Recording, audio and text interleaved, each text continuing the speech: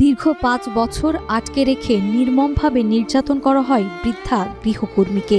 চলে যেতে চাইলে দেখানো হয় সন্তানকে মেরে ফেলার ভয়ভীতি। জগৎজননী মা সন্তানকে বাঁচাতে তাই তো দিনের পর দিন সহ্য করে যান নির্মম অত্যাচার।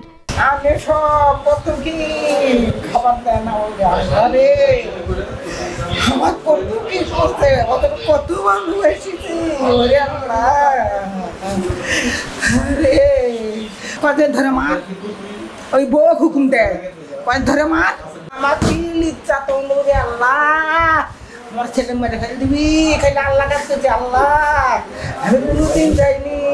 ফরিদপুর শহরের অনাথের মোড় এলাকায় দীর্ঘ ৫ বছর গৃহবন্দী থাকার পর উদ্ধার হয়েছে ৬৫ বছর বয়সী নারী গৃহকর্মী মরিয়ম বিবি। জানা যায় ২০২০ সালে প্রবাসী আব্দুল কাদেরের বাসায় গৃহকর্মীর কাজ শুরু করেন মরিয়ম বিবি। কিছুদিন কাজ করার পর তার সঙ্গে বাইরের জগতের সব ধরনের যোগাযোগ বন্ধ করে দেওয়া হয়। গৃহের ভেতরেই তাকে কার্যত বন্দী করে রাখা হয় দীর্ঘ ৫ বছর।